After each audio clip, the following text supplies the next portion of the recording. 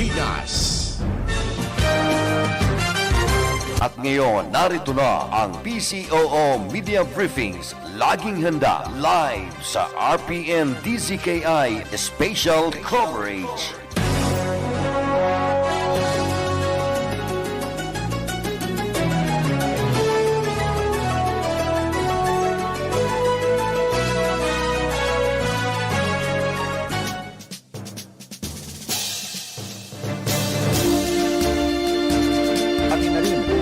Security at health sector. At kanina lamang po ay naramdaman ang lindol sa iba't ibang bahagi ng bansa. Yan din po ay ating pag-uusapan at tatalakayin ngayong araw. Ako po si Audrey Goriseta. Ako naman po si Maan Macapagal, manatiling nakatutok. Ito po ang public briefing, #LagingHandaPH. Niyanig ng magnitude 7.3 na lindol ang bayan ng Lagangilang sa Abra kaninang alas 8:43 ng umaga. Ayon sa PHIVOLCS, tectonic ang origin nito at may lalim na 25 kilometro. Naramdaman ng malakas na lindol sa iba't ibang bahagi ng bansa, kabilang na ang Metro Manila. Sa ibinahaging mga larawan ni Abra Representative Ching Bernos, ilang gusali po ang naapektuhan ng lindol. Sa Luba, Abra naman ay nagkaroon ng bahagyang landslide. Kung makikita po na ito, ang nasira po dyan sa lindol at nagkaroon din, Audrey, no, ng mga landslide. Although maliitan lang mga bato na bumagsak mula sa dalisdis na mga bundok. Okay, mga kababayan, importante pong malaman natin na ito po'y 7.3 magnitude na lindol.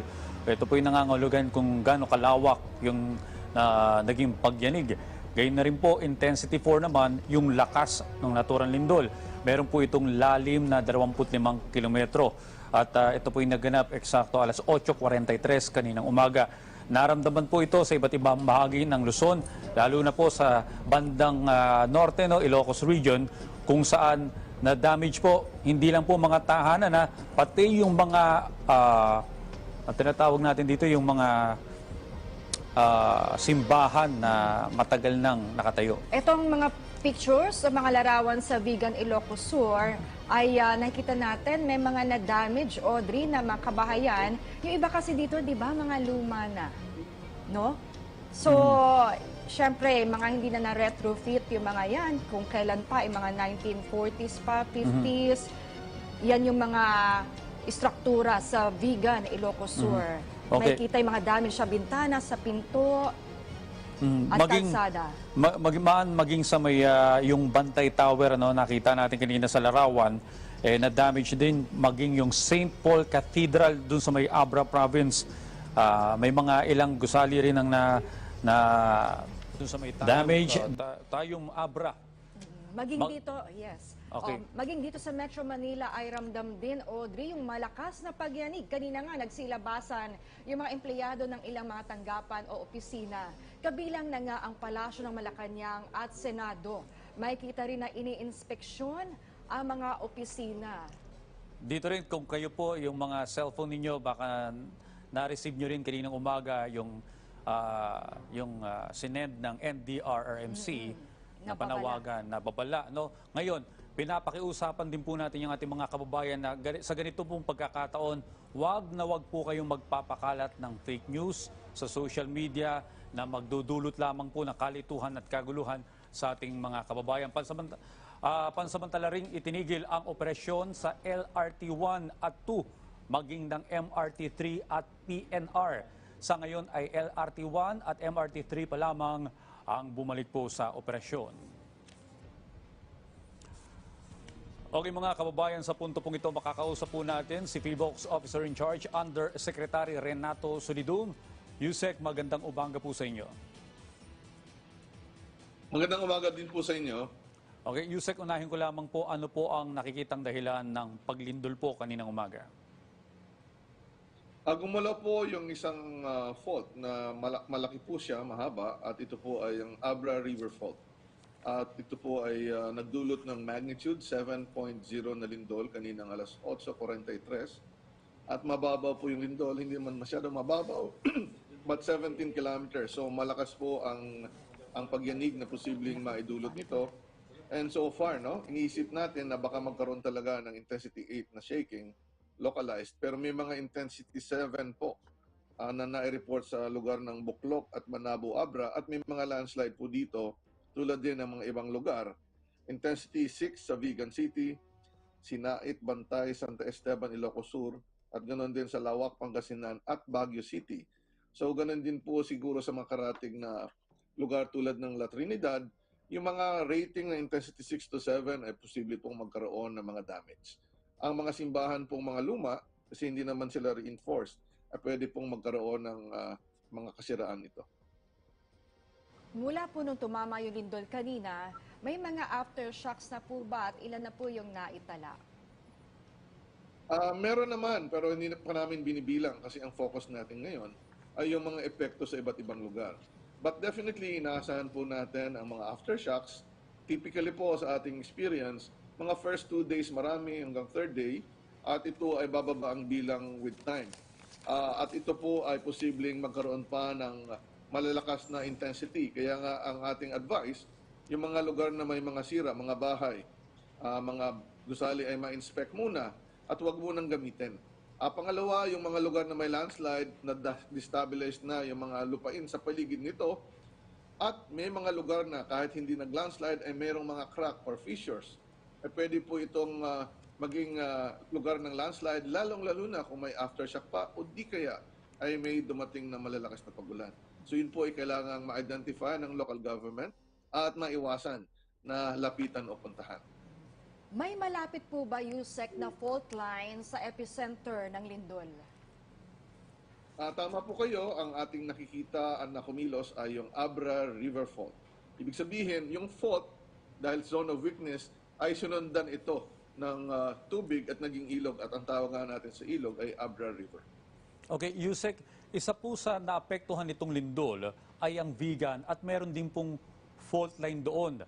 Active po ba itong fault line na ito at dapat po bang mangamba o ikabahala ito ng mga nakatira malapit at sa mga nakatira mismo doon sa may fault line?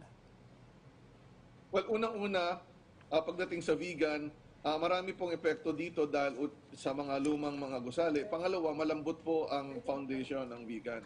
Ito po ay isang floodplain na talagang nagdeposito ng mga buhangin ang malaking ilog dyan sa Vigan, at may liquefaction susceptibility, yung pagkamalambot habang kumikilos ang lupa ay nagiging mas malambot pa.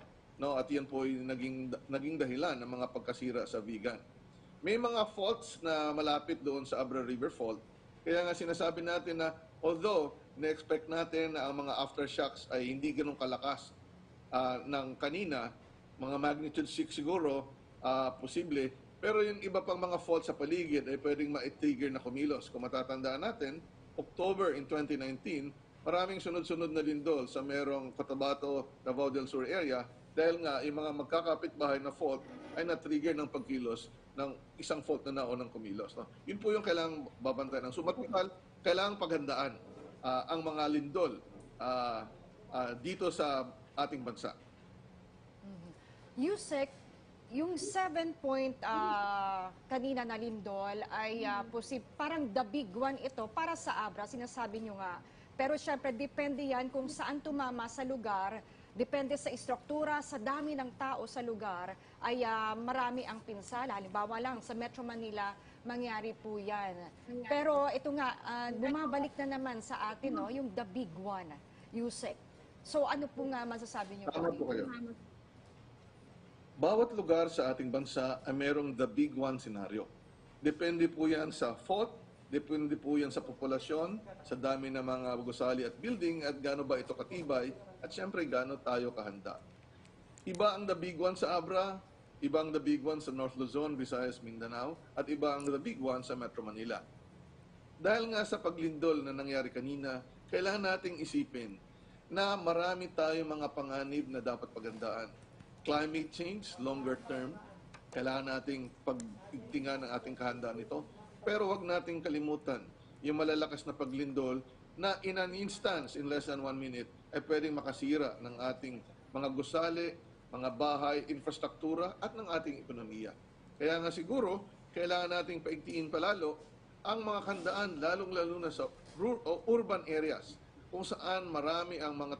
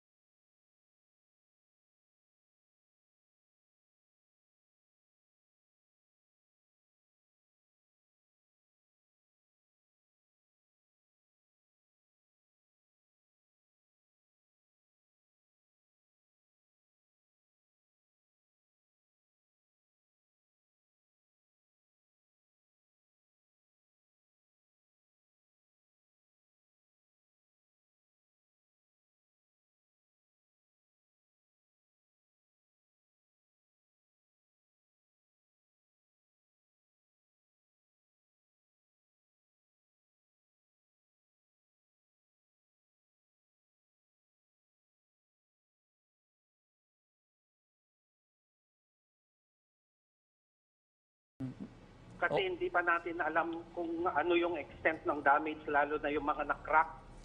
Kasi hindi safe na pasukin. Okay. Sir, kanina po nangyari po yung malakas na lindol, 8:43 a.m. Meron Yes, po ba sir. kayong mga naramdaman na aftershocks after po ng pagtama ng malakas na lindol? Marami, sir. Marami hanggang ngayon. Hanggang ngayon po. Yes, sir. May mga aftershocks pa rin. So, yung mga kababayan po natin dyan nananatili sa labas ng mga gusali, sa labas ng kanilang mga tahanan? Yung malalaki na structure ng bahay, sila yung mga nandito sa labas kasi hindi pa safe na pumunta sila sa loob. Kaya yun din ang ina-advise namin, sir. Sir, will you advise na sila'y magtungo sa mga covered basketball court? Safe po ba doon? O hindi rin safe ang mga doon? Okay. covered buwan na puntahan, sir. Kasi mas mainam yung open area na kasi maraming aftershocks kasi kaya hindi po pwede yung mga covered court pa na gamitin. Sir, yung mga inihanda na ba ng local government dyan, yung ating mga relief goods, kung sakaling kailanganin po, pati yung mga medical health personnel, ay Yes, sir. pinaalerto na rin Yes, po? ma'am. Yes, ma'am. Kasi yun din ang unang gagawin ng local government unit namin dito sa Lagangilang, ma'am. Magbigay ng relief assistance. Okay. Sir Michael, sa mga larawan po na lumalabas ngayon sa social media at sa iba pang mga balita, may nakita po kami mga kalsada na mayroong mga bitak na naapektuhan ng malakas na paglindol. Natukoy niyo po ba kung saan lugar ang mga ito? Dito sa Lagangilang, wala pa naman, sir, particular sa mga kalsada na na-damage pa na na-monitor namin, sir. Kung sakali, sir, ano pong i-advise yung mga open area na pwedeng puntahan ng mga tao na pwede silang mag-evacuate at manatili muna doon? Doon muna sila manatili, ma'am, habang hindi pa na-i-inspect lahat yung mga bahay nila na hindi pa safe na pasukin, ma'am. Okay, Sir Michael, ang inyo pong panawagan sa ating national government, gayon na rin po sa mga kababayan ninyo dyan sa May Abra. Yung mga kababayan namin dito sa Lagangilang, Abra, please lang, i-save natin yung mga sarili pa natin ngayon kasi marami pang dumarating na aftershock. At saka yung mga extent ng mga damage nila,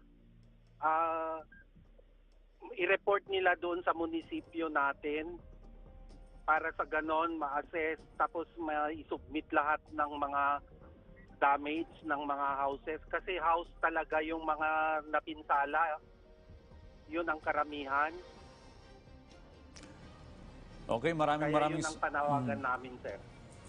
Okay, maraming salamat po, Ginoong Michael Brillantes, MDRRMO Officer ng Lagangilang, Abra. Maraming salamat, sir. Ingat po kayo dyan. Maraming salamat din, sir. Okay, sa pagkakataong ito, balikan na po natin si PHIVOLCS OIC Yusek Renato Solidum. Yusek, ulitin ko lang po, itong mga aftershocks, hanggang kailan po ito mararamdaman para sa kaalaman po ng ating publiko at gaano po kalalakas po yung sakali yung mga aftershocks na ito. Dahil sinabi po dun sa nakapanayam namin sa Abra na marami po silang nararamdaman doon ngayon na aftershocks. Aftershocks, kapag ganito po ang magnitude ng lindol, no? At fault ang kumilos, typically sa first 2 days marami, third day, and then unti-unting bababa ang bilang. Ang lakas ng magnitude 7, so usually kapag aftershock na mas mababa, mga 1 order of magnitude ang kaya natin. At pwedeng magdulot yan ng malakas. Yusek, sa Abra po, ang sinasabi nila ay marami daw residente ang nasa labas ngayon ng kanilang mga tahanan. Ang tanong ko po, Yusek, ganito. Sa mga gusali natin ay meron tayong mga building engineers, architects na pwedeng mag-check nung kanilang mga gusali. Meron din tayong mga city building officials na maaring puntahan yung mga establishments o building. Paano po pag sa mga kabahayan? Dahil sinasabi natin, pagdating ng the big one, ay mas marami sa mga residente ang mamamatay sa kanilang mga kabahayan. Well, unang-una, evident naman kung may damage ang bahay. At ito ay makikita talaga ng mga tao. So kung may nakita na silang damage, huwag muna nilang gamitin. Then maghintay ng pagdating ng mga engineers na magmumula sa local government. Tutulungan sila, typically ng Public Works at yung Association of Structure Engineers of the Philippines or Philippine Institute of Civil Engineers. Ito po ay talagang SOP na natin sa ating bansa na tuwing may mga malalakas na lindol, ganun po ang nangyayari. So, first evaluation, mga residente, wag nang gamitin ko. Obviously, may crack. Susunod dyan, papasok ang mga engineer.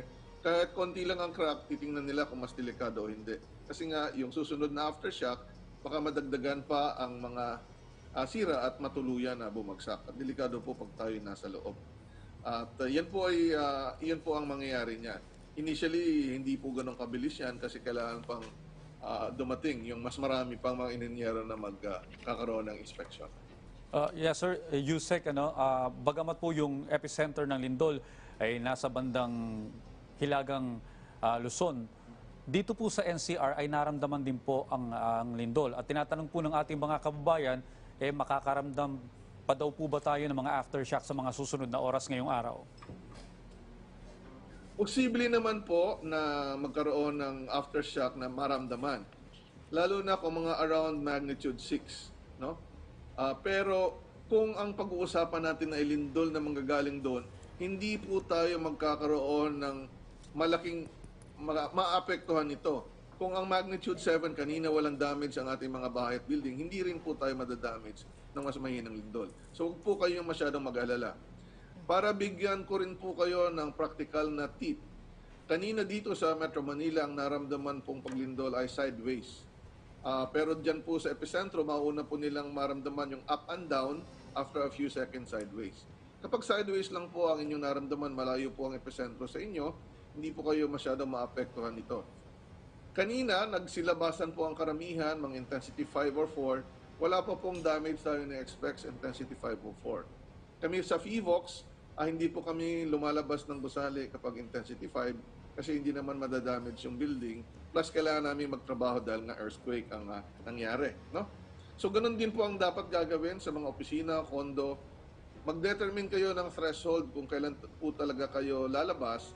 At kung sakaling lumabas, alamin nyo kung saan yung epicentro, magkaroon kayo ng inspeksyon, and most likely with a distance from Abra to Manila at intensity 4 lang, wala pong epekto yan sa inyo at pwede na kayong bumalik agad sa operations. Yusek, mabalikan lang po natin yung diskusyon dito nga po sa The Big One. 2004 po na magkaroon ng pag-aaral ang MMDA, FIVOX, sa tulong po ng JICA. Sa sinasabi nga pong The Big One na kapag tumama ang isang magnitude or intensity 7.5 na lindol sa ating bansa. At sinasabing hinog na nga po, sinasabi nyo rin po sa mga inyong mensahe, pahayag na hinog yung ating West Valley Fault at anytime ay pwede pong gumalaw at binabantayan din yung Manila Trench. Tama po ba na maaari ring gumalaw at magdulot ng tsunami? May pagbabago po ba sa pag-aaral o may maidadagdag pa po, Yusek? Wala tayong pagbabago sa potential na earthquake scenario sa Metro Manila at karatig na probinsya. In fact, lahat ng rehiyon sa Pilipinas meron tayong earthquake scenario at yun yung ginagamit ng ating mga Regional Disaster Risk Reduction Management Council and local government dapat sa kanilang mga preparedness earthquake. Ang kailangan po natin gawin ay lalo pang paigtingin ang kahandaan ng mga pribadong mga bahay at gusali maliban sa ang gobyerno would focus on critical government buildings. Kailangan po natin yung tingnan at maganda na po ang sinimulan natin na parang naapektuhan o nabalam lang yung momentum ng COVID-19 pandemic kasi nga nakafocus tayo doon. But we should restart. Kasi yung nangyari po kanina is a reminder for all of us here in the Philippines na seryosohin natin yung kahandaan sa lindol kasi bigla ang mangyayari yan and in an instance marami pong epekto, damage, pwede po maraming mamatay. So critical po sa earthquake preparedness ang pagpapatibay ng mga bahay at gusali at kahandaan ng mga tao. Mataas na po ang awareness, maganda na po ang mga procedures o lumilikas, but we need to strengthen our houses and buildings. Yusek, maitanong ko lang, Sinasabi po natin sa pag-aaral noon na mas marami ang mamamatay kung mangyari sa gabi.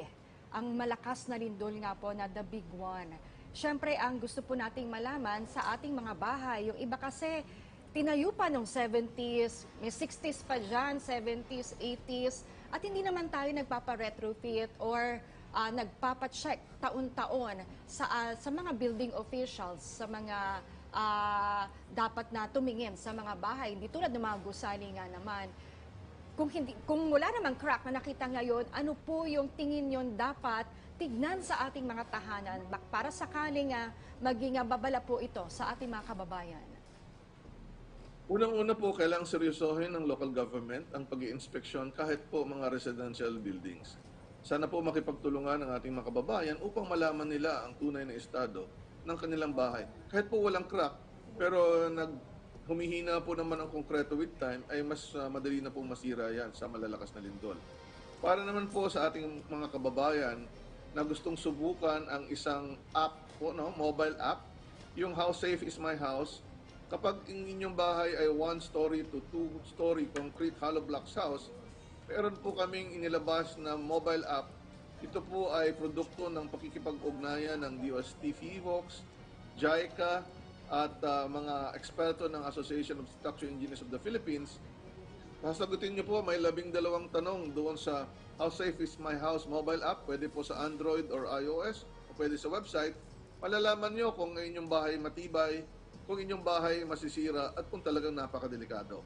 Ito po ay makakatulong din kung paano niyo papatibayin at kung ano ang dapat kinukonsidera sa pagpapatayo ng mga bahay na may resistance sa earthquake. Ang isang malaking problema po dito sa ating bansa, yung tinatawag na non-engineered buildings. Ito po yung mga gawa-gawa lang na walang supervision ng mga engineers or architects.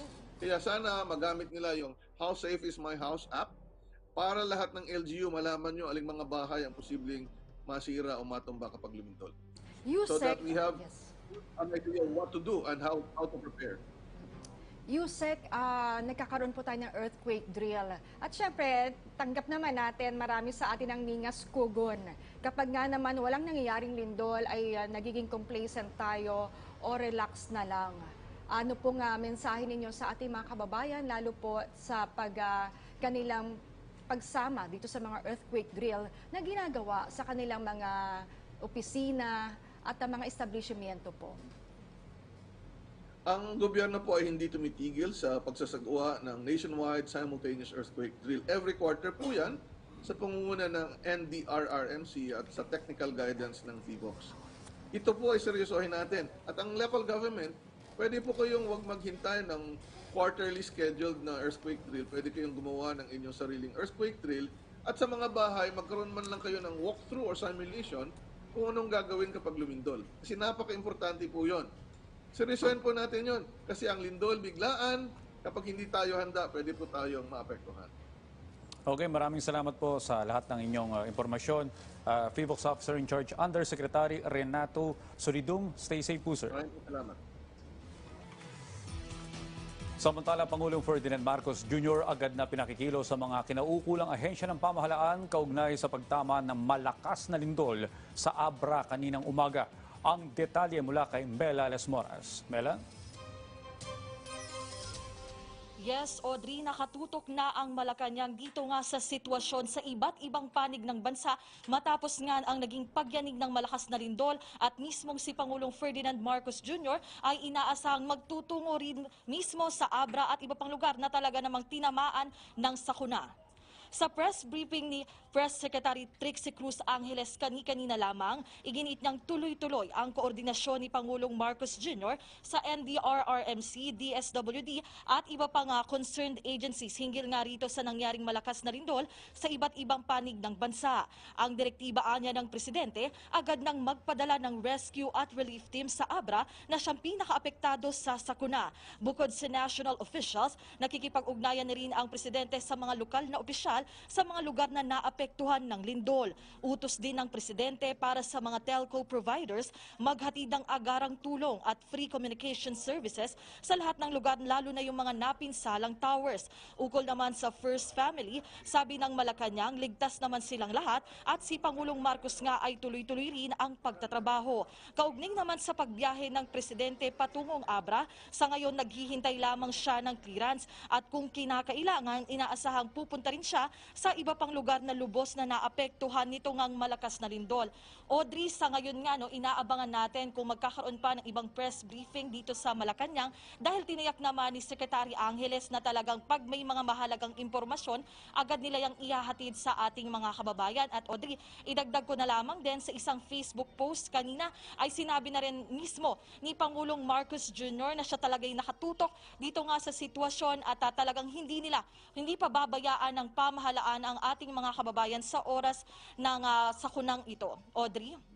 Maraming salamat, Mela Lesmoras. Kasama sa mga iprinisintang priority bills ni Pangulong Ferdinand Marcos Jr. sa kanyang kauna-unahang State of the Nation address ay ang mga programang makatutulong sa ating ekonomiya. At kaugnay niyan, makakapanayam natin ngayon ang Go Negosyo founder na si Ginoong Joey Concepcion. Magandang umaga po, sir. Magandang umaga rin. Sir, nabanggit po ni President Marcos Jr. sa kanyang SONA na wala na raw pong lockdown o no more lockdowns at mananatili daw po muna ang alert level system ngayon. Bilang kayo po ay isa sa hindi pabor sa pagtaas ng alert level sa NCR, ano po ang reaksyon nyo dito? Siyempre maganda yan at si President Marcos sang-ayon sa amin dito sa private sector na hindi natin kaya mag-lockdown. Yung ekonomiya natin mas lalong maging ma-affect dito dahil alam naman natin yung Russia-Ukraine crisis ay nagbibigay ngayon dito ng pagtaas ng mga bilihin ng mga basic raw materials katulad ng trigo, asukal, gatas at marami pa dyan, no? At pati yung oil natin. So, importante talagang tuloy-tuloy ang pagbubukas ng negosyo at and we should push for more increase in mobility, papasok ng mga bata sa eskwela. So, dagdag pa yan sa economic activity. Sir, isa rin po sa priority bill na inihain ni Pangulong Marcos Jr. ay itong Government Financial Institutions Unified Initiatives to Distressed Enterprises for Economic Recovery o GUIDE. Matutulungan daw po nito yung mga MSMEs na isa po sa tinututukan nyo ngayon. Reaction po, sir?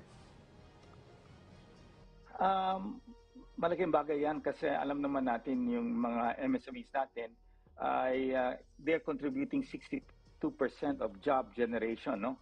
Malaking porsyento yan at importante na tulungan natin sila sa marami sa kanila na tinamaan dito sa mga lockdowns noong 2020 at 2021.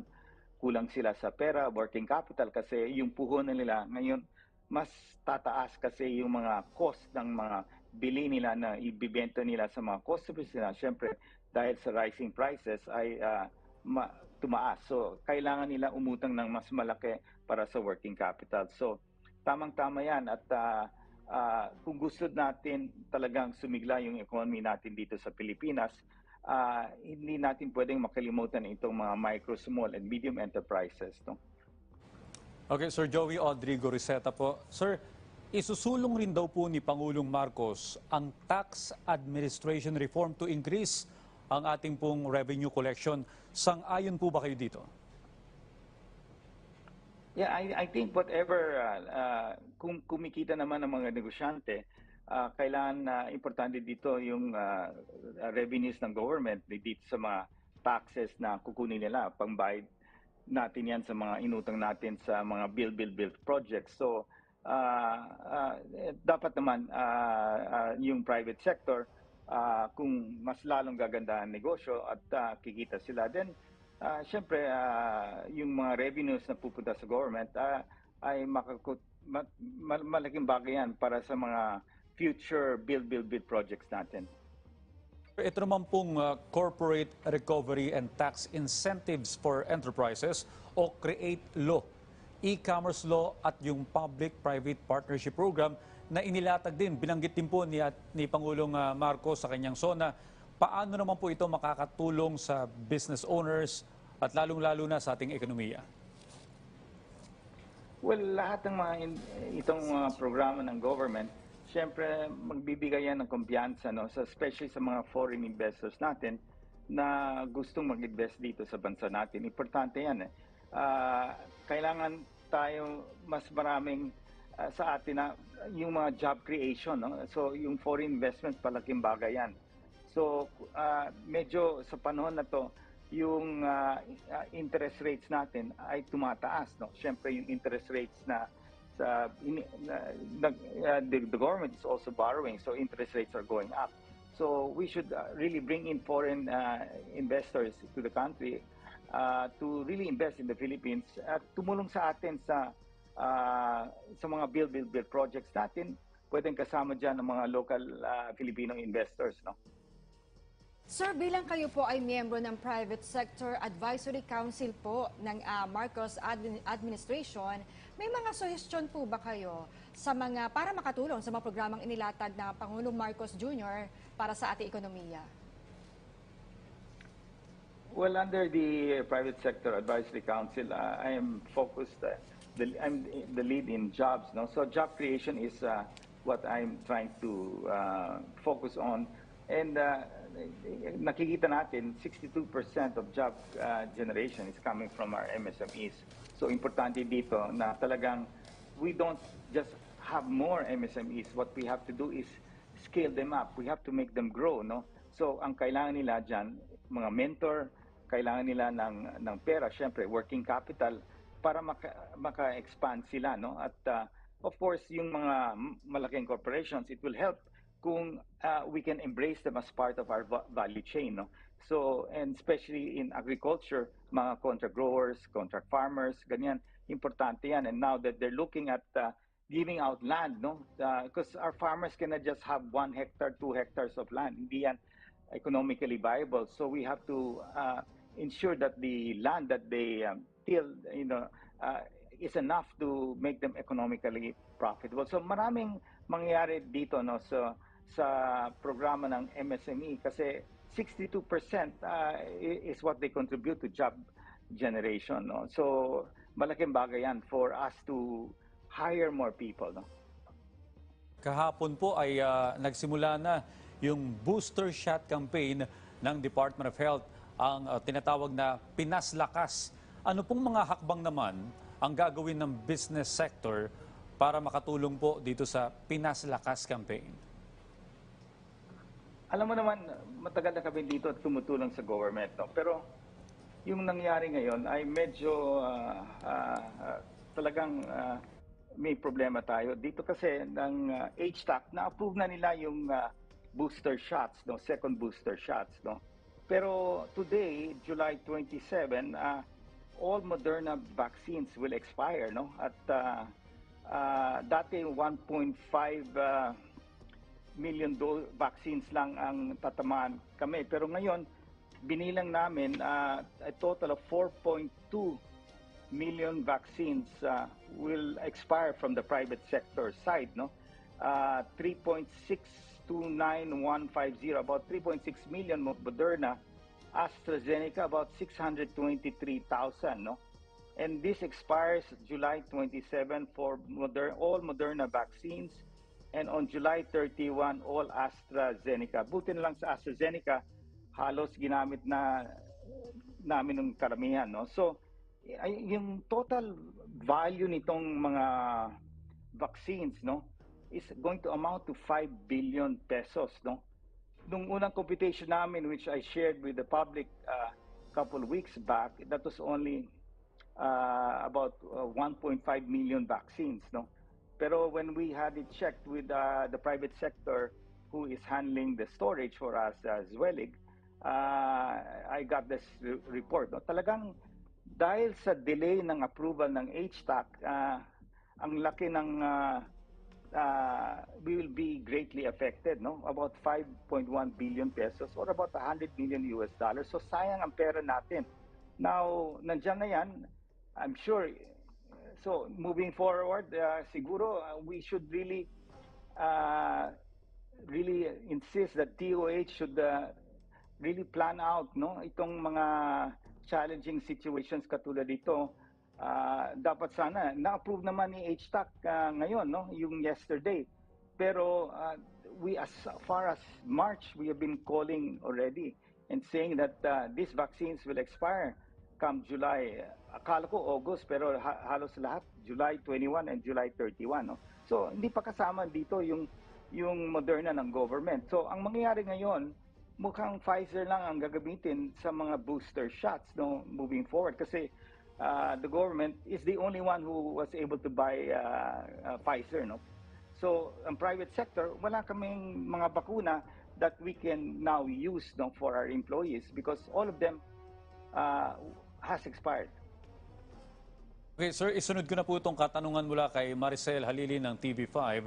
The DOH has finally issued guidelines for the nationwide rollout of second booster for all individual age 50 and above at 18 to 49 years old with comorbidities. Gaano po kalaking tulong daw po ito? Dapat na rin daw po ba itong buksan sa general population considering the number of vaccines about to expire? Well, unfortunately, it already expired today, no? So July 27 and July 31. So we cannot use the Moderna vaccines. Yung AstraZeneca also expired, pero hindi gano'n karami, no? So yun ang problema ngayon, no? So ang magagamit lang natin yata yung Pfizer, may Sinovac sila, pero mukhang hindi pa approve yung Sinovac. So what I'm just trying to share is that moving forward, we should avoid a situation like this again, no? As early as March, April, we should have already made the call, no? That to accelerate the process and allowing the 50 years and above to take the booster shot, especially the second booster, and those below 50 years but who are immunocompromised. So, sinunod naman nila yung CDC. Yun ang sinasabi ko, yung March pa, sundin na lang natin yung CDC. So, ngayon, sinundan nila, pero too late na. Expired na siya as of July 27 and July 31. Hindi na pwedeng i-extend to. Both Moderna and Astra said this is final. So, ngayon, yung mga Moderna na sa mga warehouse natin, hindi na pwedeng gamitin yan. Matanong ko lang po kayo, dito sa nakaraang State of the Nation address si Pangulong Marcos Jr., satisfied po ba kayo sa mga inilatag na priority bills o programa ng Pangulo o meron po bang nakaligtaan? O para po sa business sector ay meron po ba kayong suhestyon na sana ay nakasama doon sa mga inilatag na programa at priority bills ng Pangulo? Well, I think mukhang talagang President Marcos has really prepared. Narinig natin sa State of the Nation address niya na he covered almost everything, no? At importante dito is that the private sector, tuloy-tuloy pa ang pagsuporta natin sa current Marcos administration. Kasi sa panahon natin ngayon, yung pandemya natin, papunta na tayo sa endemic, kailangan iplano natin on September yung state of public health emergency mag-expire. So sabi niya wala nang lockdown. So palagay ko tatanggalin na nila yung state of public health emergency. So yung mga vaccine procurement, importante yan, no? Na pag-aralan na natin para hindi maulit ng itong nangyari, no? So anong mga bakuna bibili natin? Kasi ngayon kung tatanggalin natin yung state of public health emergency, paano yung EUA ng mga bakuna na mga bagong variant na bakuna na ipapasok ng government, or kung papayag yung government na sumali ulit dito yung private sector pagbili ng mga bakuna. So importante rin yan. So sabi ni President Marcos, yung kalagayan ng kalusugan ng mga citizens natin, that's very important in ensuring that we don't lock down, no? So we have to really ensure that our booster efforts, especially for the first booster, has to be implemented so that tuloy-tuloy pa ang pagbukas natin sa economy. Sir, panghuling mensahe po ninyo at kung may paalala po kayo para sa ating mga kababayan. So, nandito na tayo. Medyo malapit na tayo dito sa moving towards endemic. At ang sabi ng Pangulo, kunin ang first booster shot. Importante yan para i-maintain yung wall of immunity. So, supportin natin yung programang ng DOH sa pagbabakuna ng booster shots. At ang tingin ko naman sa ekonomiya natin, tuloy-tuloy ito. Importante yung magsama-sama tayo, yung public at private sector, na tumulong dito sa mga maliit na negosyante para tuloy-tuloy sila umahon dito sa kahirapan at mas lalong sumigla ang mga negosyo nila. Maraming salamat. Maraming salamat po sa pagsama sa amin ngayong umaga, Go Negosyo Founder, Ginoong Joey Concepcion. Mag-iingat po kayo lagi.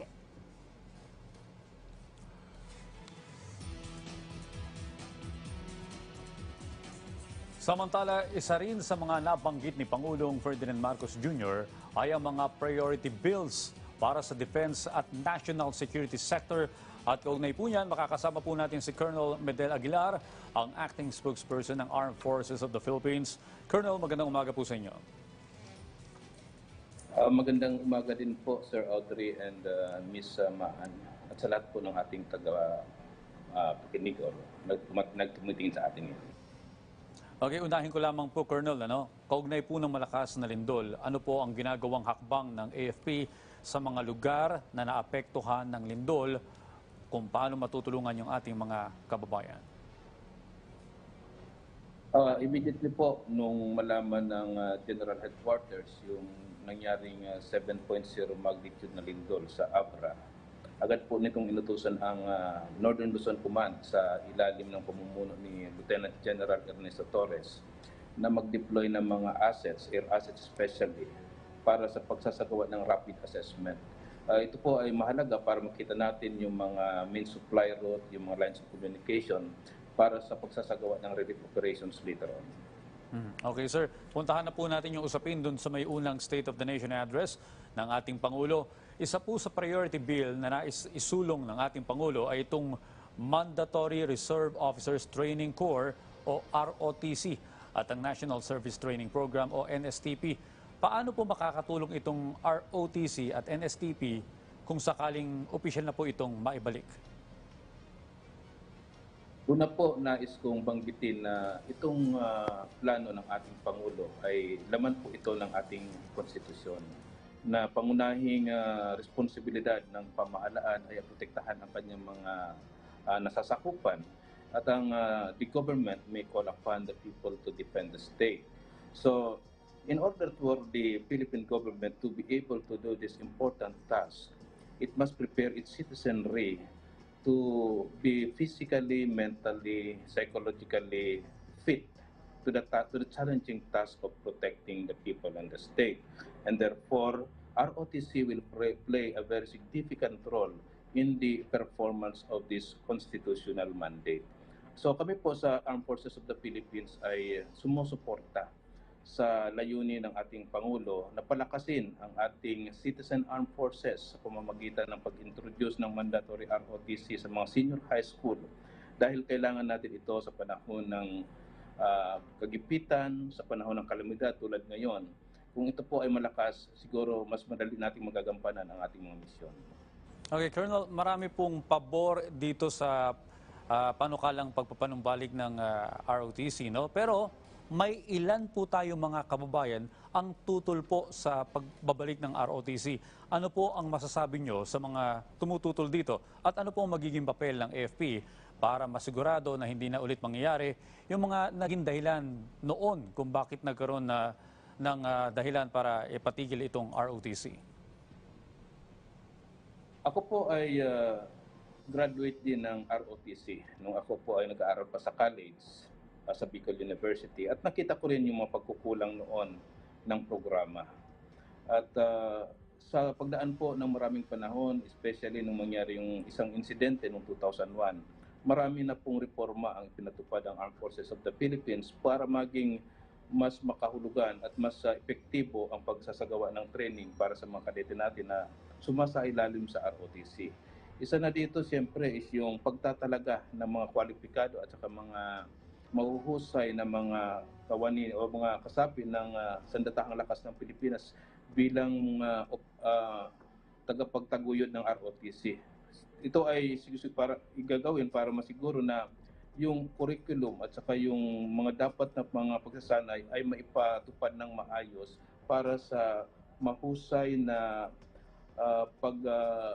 mold sa ating mga kabataan para maging na magko-compose ng tinatawag natin na citizen armed forces kung sila man ay kinakalangan later on sa mga depende na sa sitwasyon na darating. Okay, sir. Makapagal po ito. Isa din po sa nabanggit sa SONA ni Pangulong Marcos Jr. ay ang planong amyendahan. Ito pong National Defense Act of 1935. Anong klaseng amyenda po yung pagbabago na nais po kayang gawin ng ating Pangulo rito? Ayaw ko pong pangunahan ang ating mga nasa lehislatura. Masasabi ko lang na medyo maluma na yung National Defense Act. Ito ay ginawa noong 1935 under the Commonwealth Act No. 1. At marami na pong pagbabagong nangyari. Even the organizational structure may be amended so that it will fit the mission requirement ng ating organisasyon. Yung threat po nag-evolve, even the battlefield is changing. So there is a need for us actually to introduce some amendments to the National Defense Act that was published, promulgated almost 100 years ago already.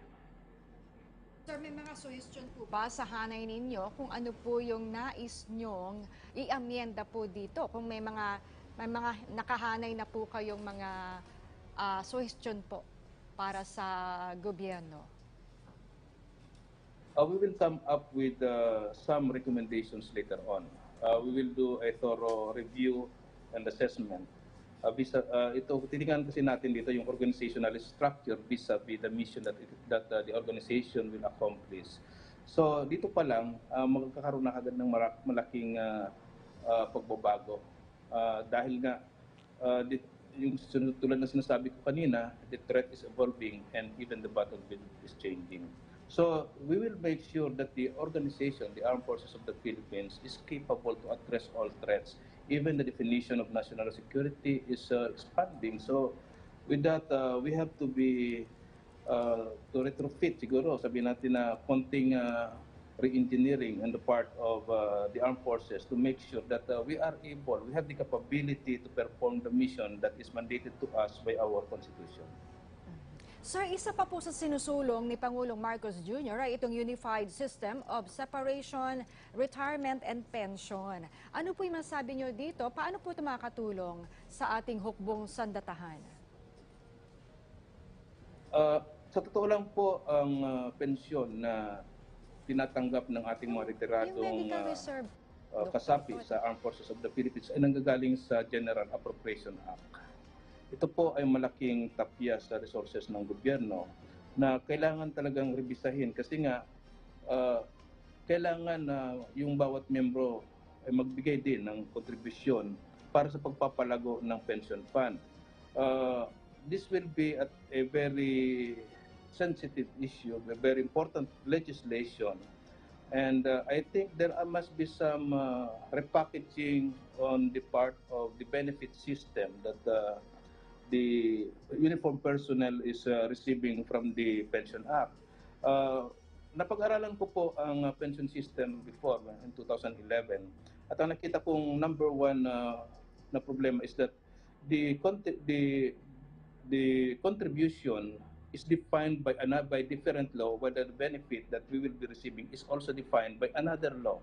Therefore, kailangan po na i-unify ito, magkaroon ito talaga ng isang maayos na pag-aaral, dadaan sa actuarial na proseso to make sure that the pension fund will be sustainable and will be sufficient to not to provide the pension that our retirees will be receiving later on. Okay, Colonel, Maitunang ko lamang po, recently lang ay nakipagpulong ang AFP sa kinatawan ng hukbong sandatahan ng Amerika at Japan over security concerns. Kamusta po ang naging pag-uusap? So, hindi ko po ako personally aware kung ano man ang pag-uusap. So I am not at, I don't have the competency to discuss that matter right now. Okay, sir, sa ibang usapin naman po, tanong po ito ni Bea Bernardo ng PTV. Sir, yung matatandaan nyo, itong nangyari sa Ateneo shooting incident, yung firearm daw po, yung baril na ginamit ay pag-aari daw po ito ng isa aktibong Philippine Army personnel mula sa Mindanao. Mag-iimbestiga po ba ang AFP dito? At kung kanino yung baril at sino po yung may possible na liability po na sundalong nagmamay-ari daw po nito? Ma'am, it was also reported that the firearm or the gun was all lost sometime in 2019. And therefore, what we will do is to look into the records whether this incident was reported or not, so that we can conduct the proper investigation on the case. What is important right now is that there is no such thing as conspiracy, or not one of our personnel is involved in this isolated incident. Okay, sir, maraming salamat po sa paglalaan ng oras sa aming ngayong umaga. Nakakapanayam po natin si Colonel Medel Aguilar, Acting Spokesperson ng Armed Forces of the Philippines. Ingat po tayo lagi, sir. Thank you po sa pagbibigay time sa amin na makapaglahad ng aming mga impormasyon sa tao. Maraming salamat po. Samantala, Ang isa sa hindi pwedeng mawala na dapat talagang tutukan ng ating pamahalaan ay ang healthcare sector na tinalakay rin ni Pangulong Ferdinand Marcos Jr. sa kanyang SONA. Dahil dyan, makakasama po natin si Dr. Benito Atienza, ang Vice President 3 ng Philippine Federation of Professional Association. Magandang umaga po, sir. Magandang umaga po sa inyong lahat, sa ating po nakikinig sa Laging Handa. Sir, nabanggit po ni Pangulong Marcos na para mailapit ang healthcare system sa taong bayan ay magtatayo raw po ng clinics at rural health units lalo na sa mga malalayo o liblib na lugar. Aba, maganda po to. Pati na rin, sir, yung pagpapatayo ng additional hospitals at health clinics na pinaplano na rin. Ano po yung masasabi nyo dito? Actually, napakagandang panukala yan. Actually, nung ako ay presidente ng Philippine Medical Association, for the last 2 years, ito isa sa pinag-uusapan, lalo-lalo na yung GIDA, di ba? Yung GIDA, yung geographically isolated and disadvantaged areas. Ito yung tinututukan natin na kasi ito yung mga less fortunate natin mga areas ng ating bansa na meron namang may mga facilities. Ang problema natin dyan, ikulang yung mga doktor, mga nurses, medtech, may mga facilities. Kaya ang inaano natin, ang pinaninukala nga doon, palakasin yung human resources ng lalo doon sa health. Kaya yung ano namin, yung COPA ay talagang yung COPA namin sa part ng aming association ng professionals is yung Confederation of Professional Health Alliance Association. Kaya ang inaano natin dito is sana pataasin yung mga sweldo para may pumunta doon sa mga GIDA areas at bigyan ng maraming incentive kasi ito yung mga malalayong lugar na hindi nararating ng mga doktor, pero meron ng iba dyan na mga tawag natin na mga facilities, i-improve na lang. Yan ang mga kinakailangan natin. Yung mga damihan pa, yung Apex Hospital na direktang ang Apex Hospital kasi direct sa national ang budget. Para nang sa ganun, lahat ng regions ay magkaroon ng Apex Hospital, yung referral center. Sir, nabanggitin po ng Pangulo itong planong pagpapatayo ng specialty hospitals gaya ng Heart Center, Lung Center. Ito po yung mga programa ng administrasyon ng kanyang ama at sinasabi nga po ng Pangulo ay hindi lamang sa NCR ay pati na rin po sa ating karatig probinsya. Gaano po kalaki yung maitutulong kaya nito sakaling matuloy po ito? At tingin nyo, anong specialty hospital yung gusto nyong maitayo? Hindi kasi kailangan talaga natin mga specialty hospitals lalo yung kidney center and like that. Lahat ng region sana malagyan ng ganyan. Yun yung nga tinatawag natin yung mga apex hospital, improve pa, damihan pa lahat ng region lagyan para yung hindi na sila pupunta sa Manila para do sa specialty kasi katulad nito yung mga apex hospital yun yung mga dapat yung mga training hospitals na yan yung lahat ng specialty nandiyan dyan, lalo na yung mga subspecialty, yung mga nag-oopera sa puso, sa kidney, lahat mga transplant na nandiyan dyan na napalaking bagay na yun.